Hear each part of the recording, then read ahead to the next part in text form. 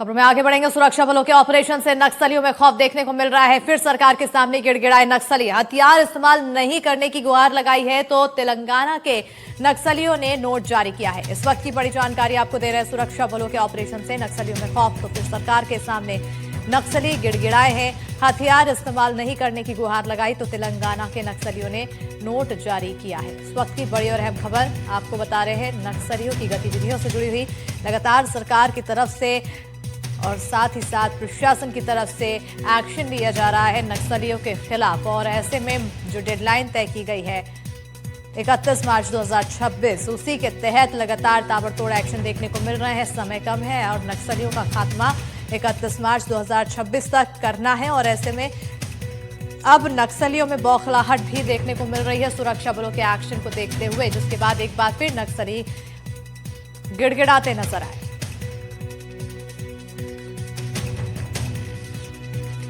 और इसी पर ज्यादा जानकारी के साथ हमारे सहयोगी पंकज सिंह भदौरिया जुड़ चुके हैं। सीधा रुख करेंगे हमारे सहयोगी के। और पंकज, एक बार फिर नक्सलियों की तरफ से नोट जारी किया गया है। इससे पहले भी नोट जारी किया गया था, सरकार से बातचीत की पहल की गई थी, लेकिन बात नहीं बनी। अब एक बार फिर नोट जारी किया गया है, लेकिन क्या लगता है क्या इस बार बात बन पाएगी क्या? क्योंकि नक्सली काफी डिप्लोमेटिक यहाँ पर अपनी बात रखते हुए नजर आते हैं।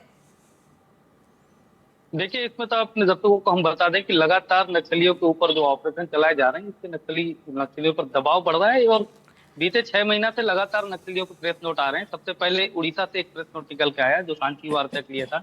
उसके बाद महाराष्ट्र से प्रेस नोट निकल के आया, फिर छत्तीसगढ़ से आया और अब तेलंगाना के जगन ने प्रेस नोट जारी कर दिया कि हम शांति वार्ता चाहते हैं। अभी हाल में ही बीते महीने भर में जिस तरीके से सरेंडर हुआ, 200 से ज्यादा बड़े नक्सली बड़े हथियार के साथ सीसी कैडर के जो नक्सली हैं, सोनू दादा जैसे, भूपति जैसे लोगों ने सरेंडर किया। जिसके बाद जो नक्सलियों का जो बड़ा संगठन है पूरी तरीके से चरमरा गया है।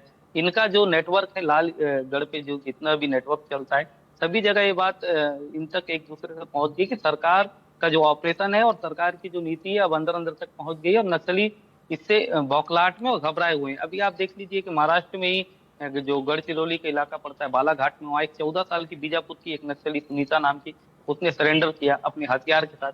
तो समझ सकते हैं कि नक्सली लगातार खुद रास्ता खोज रहे हैं, किसी भी तरीके से अपने आप को बचाएं और सरेंडर करें और मुख्य धारा में जुड़े। जी बिल्कुल पंकज, क्योंकि लगातार ये बचाव की तो स्थिति नक्सलियों की तरफ से देखने को मिल रही है, लेकिन कहीं ना कहीं भरोसा यहाँ पर उस तरह से नहीं हो पा रहा है। क्योंकि जो वो लेटर जारी करते हैं उस लेटर में कोई सटीक बात नहीं लिखी होती कि अब वो पूरी तरह से हथियार छोड़ देंगे, अब वो मुख्य धारा से जुड़ेंगे। मुख्य धारा की बात उन्होंने नहीं किया है।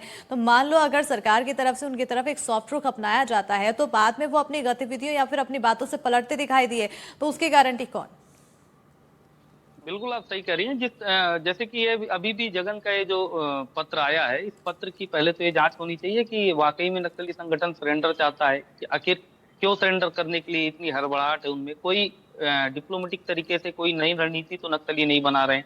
लगातार सरेंडर करने के बाद ऐसा तो नहीं है कि कोई बड़ा जन आंदोलन खड़ा करें या सरकार के खिलाफ खुल करके आकर के कोई लड़ाई दूसरे मोर्चे से लड़ने की कोशिश करें। हाल फिलहाल में तो सबसे पहले ये शांति की बात है कि जो नक्सल प्रभावित राज्य हैं, चाहे महाराष्ट्र हो, तेलंगाना हो, छत्तीसगढ़ हो, उड़ीसा हो, सभी जगह नक्सली बड़े पैमाने में अपने हथियार के साथ सरेंडर कर रहे हैं।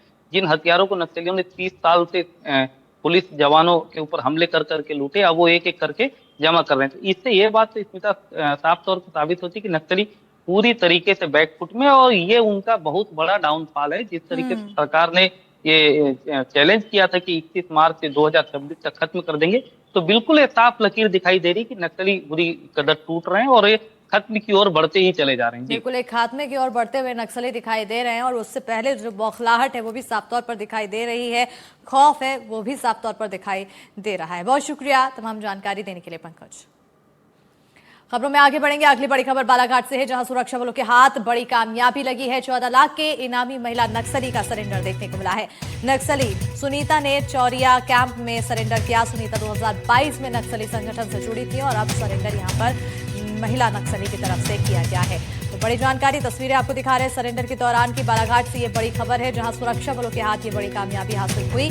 14 लाख की इनामी महिला नक्सली सुनीता ने सरेंडर किया है, चौरिया कैंप में सरेंडर किया। सुनीता 2022 में नक्सली संगठन से जुड़ी थी और अब 2025 में सरेंडर।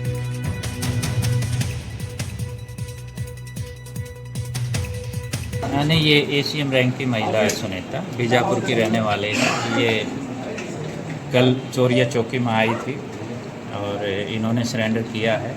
जो इनका वेपन है इंसास और 3 मैगजीन और अन्य चीज़ें भी आज हमने रिकवर कर ली हैं। और इससे एक तरह से जो बाकी लोगों में जो बाकी नक्सल काडर है उनका भी भ्रम दूर हो जाना चाहिए।